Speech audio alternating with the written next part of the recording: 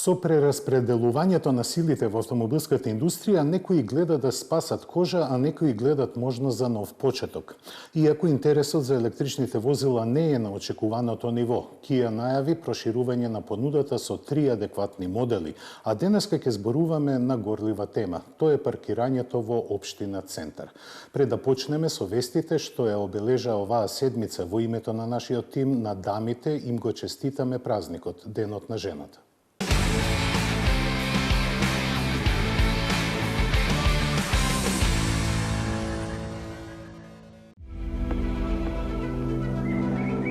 Откако беше доведена во прашање неговата екзистенција, Lynk & Co агресивно започна да ја шири својата понуда и го подготви за лансирање третиот свој модел во Европа.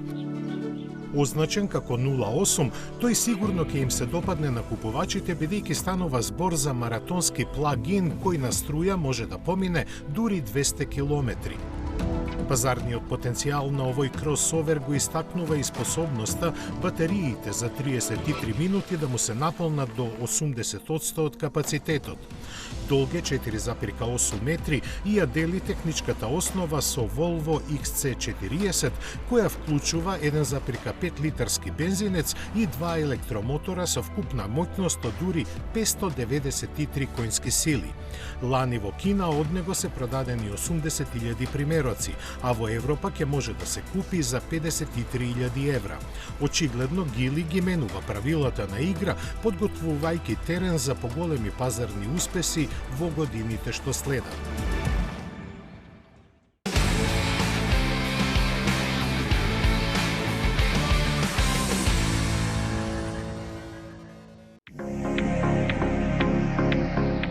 Дури и после оставката, Карлос Таварес не престанува да ја бранува автомобилската јавност со својата работа во Stellantis. За ангажманот таму за 2024-та тој доби 24 милиони долари. Тоа е далеку помалку од поланските 40 милиони, но сегашната сума уште повеќе ги иритира вработените во компанијата, бидејќи профитот е опаднат за цели 70%. Чија вина е тоа може да се дискутира, но Таварес заради својата раководна функција сигурно носи дел од неа.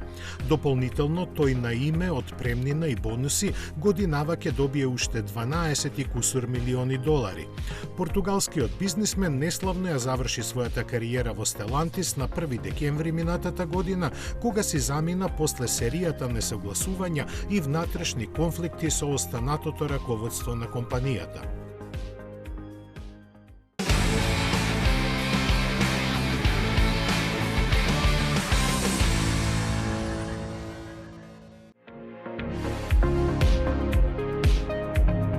Од погоните на фабриката на Saab повторно ќе излегуваат автомобили. Британскиот специјалист AC Cars и сегашниот сопственик на имотот на некогашниот шведски производител, компанијата T-Engineering, постигнаа договор за соработка. Со него е предвидено возилата на оваа марка да се произведуваат во Шведска, каде ќе се работи и на нивниот понатамошен развој. AC Cars, кој светски стана славен со легендарната Кобра, планира големо враќање на сцената со нивните нови модели на електричен и бензински погон. Тие веќе се подготвени за лансирање, но компанијата нема доволно производствени капацитети за остварување на своите глобални планови. Во целата приказна е вклучен и кинескиот Dongfeng, кој поседува 70% од акциите на компанијата T-Engineering, основана од поранешни инженери на Saab после неговиот колапс.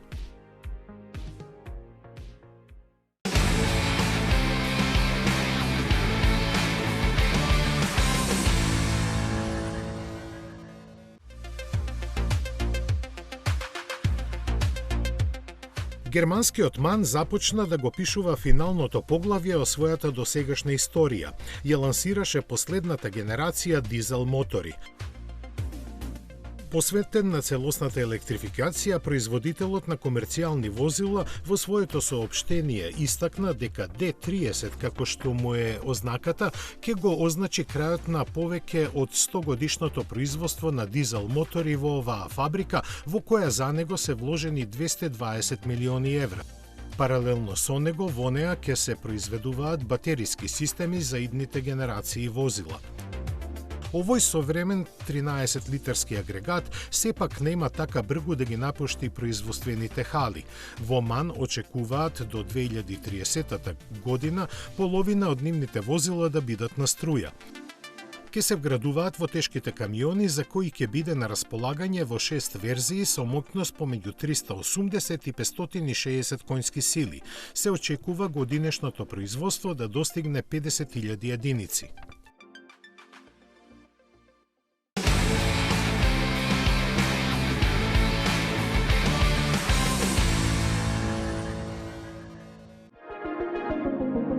После 42 години и направени 158.000 примероци, Татра ја пензионираше легендарната линија камиони Т815, чија успешност беше базирана на нивната екстремна издржливост, своевремено докажана со 6 победи на релито Дакар. Оригинално развиени за тешки теренски услови, а потоа прилагодени за користење на патиштата, тие се одликуваа со уникатна конструкција на шасијата и независно ослонување со полукрути мостови. Се произведуваа во безброј верзии, скоро без исклучок со погон на сите тркала, кои можеше да ги има до 16, заради што беа оптимални за разни преправки, најчесто воени. Способни да се справат со најтешкото, најдоакупувачи на сите континенти. Цивилните варијанти се среќава и во Русија, Соединетите Американски држави, Бразил и Австралија, а воените во Грција, Франција, Саудиска Арабија, Индија и во бројни други земји.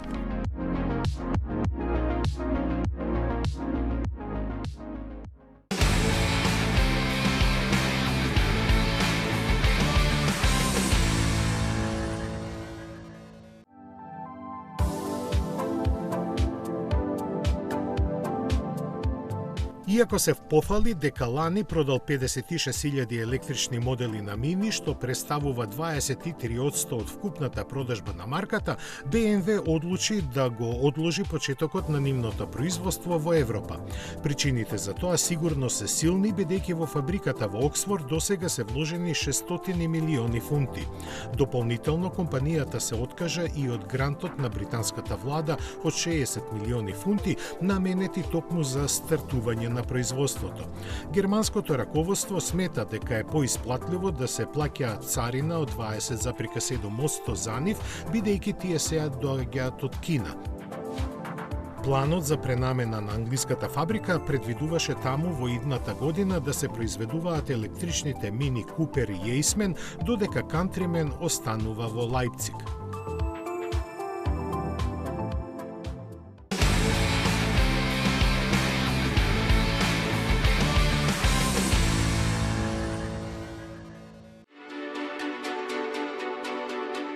Ажурираната Октавија доби изведба со погон на сите тркала. Погонувана од 2-литарски TSI мотор од 204 конски сили, ја пренесува силата преку 7-степен DSG менувач. Во хеджбек верзијата Октавија 4x4 забрзува од 0 до 100 км на час за 6,6 секунди, додека караванот доцни само 0,1 секунда. И двете изведби имаат максимална брзина од 228 км на час. Системот за погон на сите тркала на Октавија е управуван од електрохидраулично контролирана спојка која применува оптимална дистрибуција на енергија, овозможувајќи до 100% од вртежниот момент да се пренасочи кон задната оска во идеални услови. Ако сите тркала имаат еднаква влечна сила, меѓуоскината спојка рамномерно го распределува вртежниот момент на двете оски. Октавија 4x4 е достапна во познатите нивоа на опременост, а испораките почнуваат во средината на март.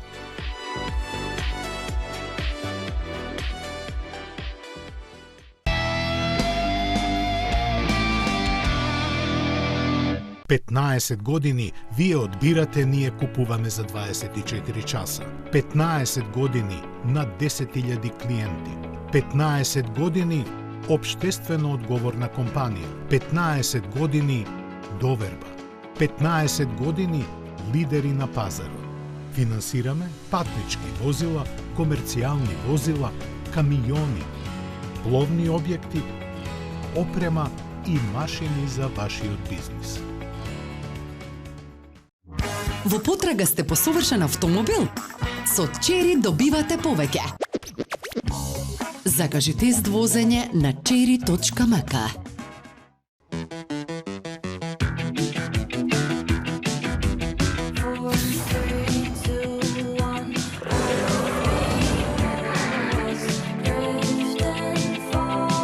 Новиот Peugeot 5008.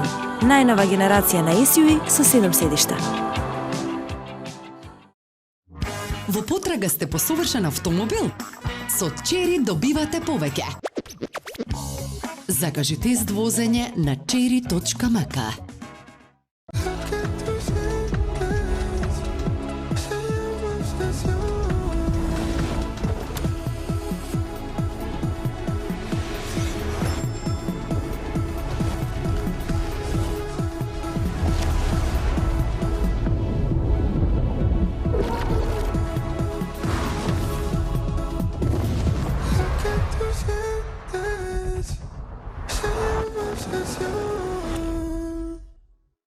Ако го наречеш возилото Grandland, го правиш да биде Grand. Дизајнираш електрично лого со супер долг опсек на батеријата и 50.000 интелигентни LED компоненти. Секако дека е новиот Opel Grandland. Go Grand! Во потрага сте по совршен автомобил? Со Чери добивате повеќе. Закажи тест возење на cherry.mk. Метрополис, број 1 радиомрежа.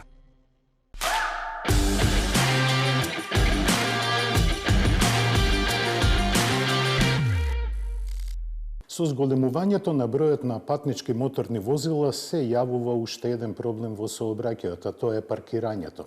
Општина Центар е една од најпрестижните општини во Република Македонија и затоа го поканивме господинот Душко Коцевски, директор на јавното предпријатие Паркинзи за општина Центар. На општина Центар, се извинувам. Добре дојдовте во Автомагазин. Добро ве најдов и благодарам за поканата. Се чини дека имате горлива тема. Општина Центар е една од и најпосетуваните општини, а со реконструкција на многу улици се намалува паркинг просторот. Како гледате решенија за овој предизвик? Видете, со реконструкции на одредени улици кои што претходно беа со косо паркирање, да речеме Орце Николов во Дебар Мало и Ленинова во Буњаковец, да се скратија одреден број на паркинг места. Ја би рекол 50% од па речиси 50%, но за сметка на тоа имаме пошироки тротоари, имаме дрвореди, имаме велосипедски патеки, а при тоа паркирањето е уредено како резидентно за самите резиденти. Значи, веќе и предпријатието заедно со општината има тенденција за уредување на одредени паркиралишта каде што е најголемиот притисок во резидентни паркиралишта, каде што би требало и смеат да паркираат само резидентите во случајов не дека подоцна резидентите на општина Центар, но кои што се секторски поделени. Секако има предизвици во тоа, поради тоа ние го зголемуваме и бројот на вработени и внатрешната контрола, како би го подобро регулирале и тој простор. Сами кажате дека битно е намален бројот на паркинг местата на улиците, односно покрај улиците. Дали има шанси да се најдат нови солуции? Еве да кажеме во Буњаковец имате катна гаража, но и катните гаражи бараат одреден простор. Кого го нема многу во општина Центар. Така е, во овој мандат општината имаше план за катна гаража подолга, поголема во Капиштец, но за жал беа закочени во процедурите пред се од град Скопје поради наводни планови за проширување на булеварот, планови кои што засега не се остварија нити се започнати. Исто така разгледуваме опција за Буњаковец, каде што би се зголемил капацитетот на постоечката катна гаража. Со нов кат или со Па нов со можеби објект? со потврда градба со нов објект, бидејќи местото каде што е таа гаража е планирано, значи како паркинг зона во Дупот, на Дупот на општината. Покрај тоа јас секогаш кажувам дека само општината и само предпријатието не се доволни, бидејќи се работи за центар на главен град, не се доволно мокни во финансиски, значи за поголеми инвестиции и некои мерки, дали законски или подзаконски, како би се зголемил тој капацитет на паркинг места кои што ги нуди самата општина, дали е тоа преку паркинзи на општина центар, преку друго предпријатие или преку предпријатие на централната власт, сеедно битно е да се зголеми капацитетот како би имало повеќе простор за самите жители, но тоа е од страната на понудата, значи на зголемување на капацитетите. Јас сум секогаш за тоа да се работи на страната на побарувачката, економски термин, мислејќи на тоа да се намали, бидејќи се зголемуваат и бројот на жители, се зголемува и бројот на возила, некако да се намали потребата од доаѓањето во центарот, тоа значи поефикасен јавен транспорт, инвестиции во инфраструктурата за алтернативен транспорт, понатаму нови технологии, како што гледаме фирми кои што нудат со тротинети и слично, така што би се намалило на потреба со користење на возила да се доаѓа до центарот. Значи, според мене треба да мерки инвестиции кои што би значили и на страната на обезбедување на капацитет на места, но и намалување, односно смирување на потребата од такви паркинг места. Кога сме веќе кај паркинг просторот, во светот се познати и други солуции осим катни гаражи. Тоа се карусел паркинзи кои заземаат далеко помалку простор, но одат во висина и може да се сместат повеќе број возила, како и така наречени клацкалици, кои можат 2 до 3 возила на еден кат да прифатат. Дали сте размислувале за такви решенија? Видете, клацкалиците најчесто се користат на приватни простори, каде што да речеме, некојаш се укочуваат две возила едно над друго. На јавните простори можеби каруселот би било некој решение кое што може да се вметне. За сега имаме истражување дека на пазарот нема се уште македонска компанија која што ги нуди овие услуги, бидејќи понатаму после инвестицијата тоа треба и да се одржува. Треба да се одржува, бидејќи се работи за хидравлика, ако не се одржува е опасно да се случи нешто, но сме правили истражување и на локации, бидејќи намалени се опциите за такви локации, каде што би можеле да поставиме, а при тоа да не се наруши, да речеме, хуманото живење на сограѓаните што се во тие локации. Веднаш ако ставиме покрај зграда, значи нема да има добар, позитивен ефект. Ќе разгледуваме опциите за подземни паркирања, за надземни цврсти гаражи и евентуално вакви платформи кои што би го зголемиле капацитетот. Секој понеделник вашето предпријатие објавува колку граѓани се санкционирани во текот на неделата. Обично таа бројка се движи од 130 до 200 и нешто возила. Колкав е процентот на приходите на предпријатието од тие санкции и дали може граѓаните да реагираат за некоја евентуална неправда? Видете, приходите, колку и да спомнам, е едностранно гледање, бидејќи вие можете како фирма да имате приходи 10 милиони евра, ако имате трошоци 12 милиони, вие сте загуба и пропаѓа фирмата, но директно ќе кажем, значи негде ни се движат на годишно ниво, само како приходи околу 300-350 илјади евра на ПАЕК службата. Ама од друга страна, например, платите, бидејќи имаме возачи, асистенти на возачи, нашето депо работи континуирано 24/7, значи празници, недела, трети смени и така натаму. Некаде скоро 2/3 ни доаѓаат само за плати. После тоа, кога ги доаѓате, гориво, сервисирање и одржување на возилата, струја и режиски трошоци, они индиректни трошоци од сметководство, човечки ресурси, на крај нема да дое некој профит што е кој знае колкав голем, и истиот ние го користиме за инвестиции. Сега ќе отвориме ново депо, нови кабини, нова рампа, видеонадзор и така натаму. Така што да резимирам, не дека сме во минус нели од тоа работење, но далеку од некоја перцепција дека станува збор за високо профитабилен бизнис и така натаму. Во однос на поплаките во однос на специјалното возило пајак, секако дека може да се поднесе одреден приговор, без разлика за што и да се работи, и во самата дирекција, и на мејлот info@pods.mk, каде што се разгледуваат тие приговори, доколку навистина е направена, да речеме, некоја грешка од страна на предпријатието, секогаш комисијата наша излегува во пресред. Но овака искуствено навистина ретки се таквите случаи.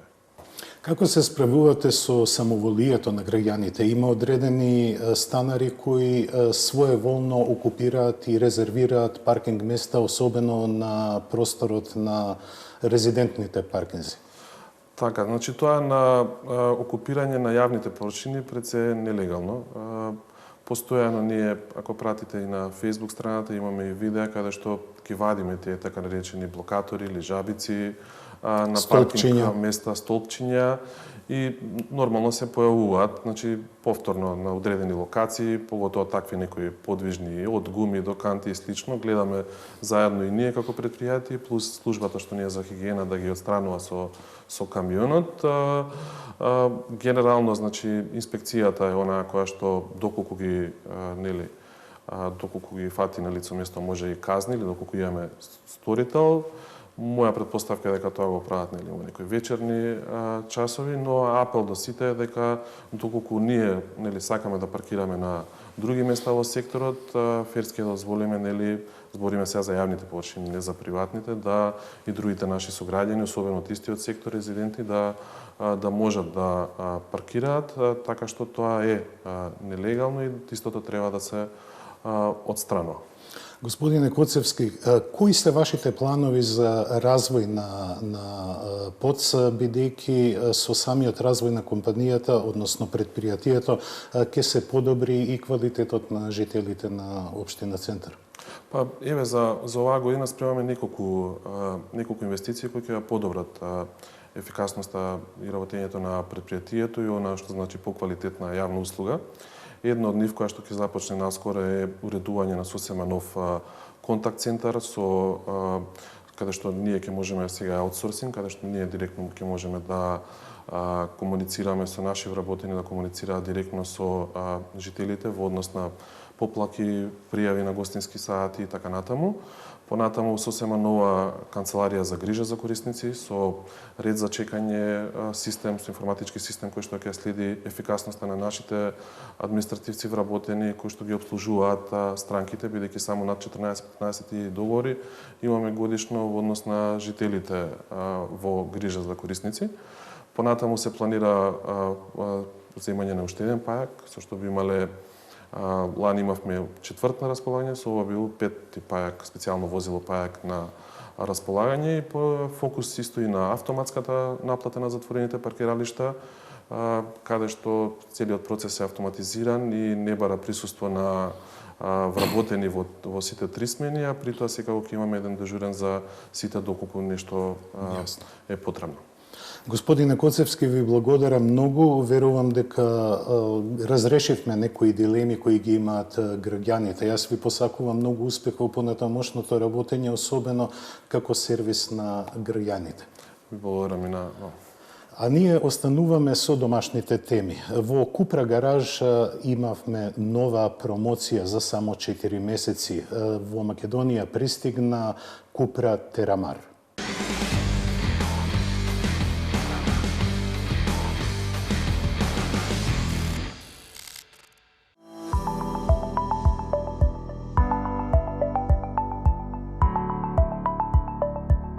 Порше Македонија го одржа ветувањето што го даде при неодамнешното отворање на Купра гараж, а тоа беше дека во стапка ќе се следат новитетите од шпанската перформансна марка. Македонска премиера доживеа Терамар, кој како концепт беше представен од самите почетоци на Купра. Во меѓувреме тој еволуираше во привлечен кросовер со моќна и представителна појава. Наречен по поранешната тркачка патека во близината на Барселона, има доста заедничко со идниот Q3 со кој ја дели монтажната лента на фабриката на Ауди во Унгарија. Должината поставена на 4,52 и меѓуоскиното расстојание на 2,68 метри му обезбедуваат пропорции кои шпанските дизајнери скулптуресто ги имаат облагородено со мускулести линии и стил кој недвосмислено посочува на неговото потекло. Внатрешноста е оригинална и се среќаваат само мал број сличности со другите модели, било од сопственото семејство, било од роднинските марки. Богатата моторна понуда стартува со 1,5 литарскиот турбо со 150 конски сили, 48 волтен стартер генератор и погон на предните тркала. Неговата цена започнува од 39.000 евра. Следната опција е дволитарскиот TSI со 204 коњи, кои се распределуваат на сите 4 тркала, кој е за 2000 евра поскап. Врв на понудата е Терамар ВЗ со агрегат изфорсиран на 265 конски сили, со што се оправдува цената од 45.300 евра. Дизели нема, а плагин хибриди се два, со погон на предните тркала и 6 или 7 степен DSG менувач, во кој е вграден електромоторот. Се ослонуваат на 1,5 TSI агрегатот и има 204, односно 272 конски сили. Струјата од батериите со капацитет од 19,7 киловат-часа би требало да бидат доволни за 100 километри, а полнењето може да се врши на терминал од 50 киловати. Поради батериите и опременоста тие чинат од 45 до 56.000 евра. Едни се спасуваат, други тонат. Тоа е кусиот коментар на следните два прилози посветени на автомобилскиот бизнис. Австрискиот КТМ успеа да се извлече од стечај и планира да го нормализира своето работење во следните месеци. Од друга страна пак, тризабецот од Модена се соочува со неизвестна иднина. Стелантис најави дека ќе откаже инвестицијата во висина од 1,5 милиарди евра, па Масерати покрај огромните загуби нема да има средства за развој на своите нови електрични модели.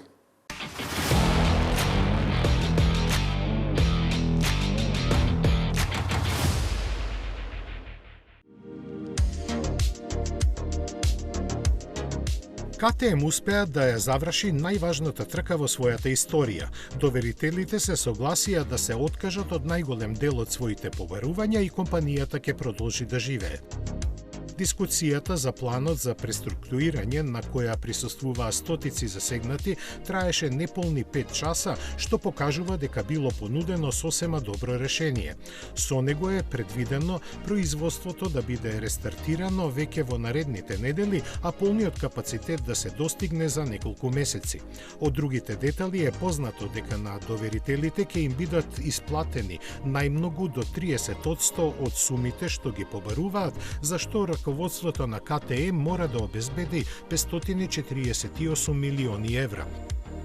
Според информациите до стечајниот суд која води постапката, биле пријавени повеќе од 2,2 милиарди евра, од кои 90% биле признаени како веродостојни. Најголем дел од нив, односно околу 2/3, се долгови према банките. Засега не е познато од каде ќе пристигнат парите потребни сето ова да се започне, но се споменува дека BMW покажал интерес да го купи австрискиот производител на мотоцикли.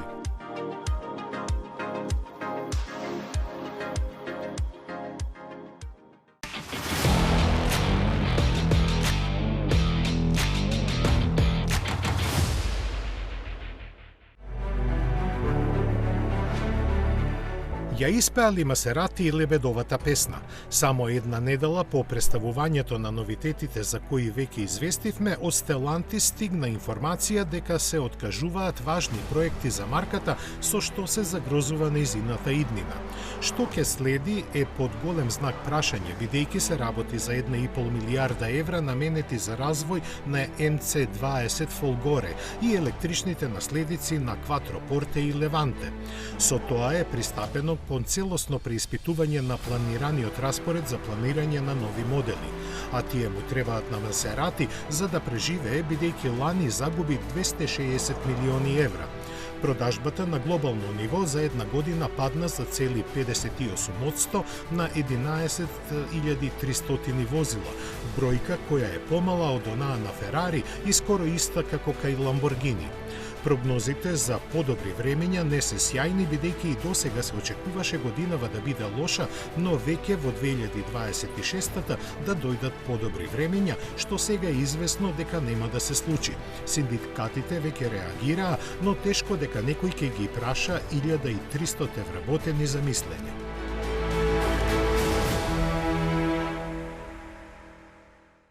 На неодамно одржаниот ден на Кија, компанијата прикажа 3 нови модели на струја кои ќе ги реализира до 2026 година. Интересно е што корејците во игра враќаат седан каросерија, категорија што полека е во одумирање. Глобалните планови на компанијата е да лансира уште повеќе електрични возила, а приоритет е тие да бидат поевтини. Да се надеваме дека ќе биде така.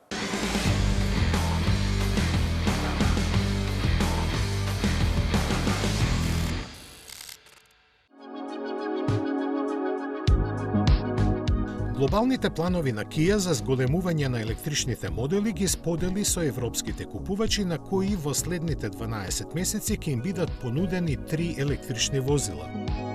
Најпрву на пазарот ќе се појави моделот EV4, за кого се вели дека сериозни амбиции има да им ги помати сметките на Tesla Model 3 и Volkswagen ID3. Главен аргумент е најавената цена од околу 33.000 евра, сума поради која купувачите нема да бидат скратени за ништо. Ќе бидат понудени 2 каросериски изведби, хеджбек долг 4,4 метри, додека седанот е за 30 см подолг. Моторот со моќност со 150 киловати го забрзува EV4 од 0 до 100 км на час за 7,4 или 7,7 секунди во зависност од верзијата, а максималната брзина е 170 км на час. Најавени се верзии со 2 мотори и погон на сите тркала. На избор ќе бидат батерии со различна големина. Помалата има 58,3 киловат-часови, а за ентузијастите за долги патувања единицата за складирање енергија има 81,4 киловат-часа. Европска премиера доживеа концептот за кросовер EV2 и комбињата PV5. За малиот кросовер не беа споделени никакви технички спецификации, осим дека ќе понуди доста простор во каросеријата, нешто подолга од 4 метри и ќе чини околу 30.000 евра. Затоа за електричното комбе PV5 домакините објавија дека во завршна фаза е новата фабрика во Кореја, каде ќе се произведува со годишен капацитет од 150.000 примероци годишно. 4,7 метри долгиот модел ќе се нуди во 3 каросериски изведби, и тоа како патничко комбе, карго и со шасија која ќе може да има неколку доработки сходно на потребите. Автономијата ќе биде 400 км, а батериите од 10 до 80% ќе се полнат за 30 минути. Предвидени се батерии со 2 големини, од 51,5 и 71,2 киловат-часа. PV5 на пазарот треба да се понуди во втората половина на идната година. Проектираната нето цена за основната изведба е 30.000 евра. Нашето денешно дружење заврши, но остануваме во секојдневен контакт преку нашиот сајт и социјалните мрежи. Доколку нешто сте пропуштили или сакате повторно да видите некој прилог, посетете не на нашиот YouTube канал. До гледање.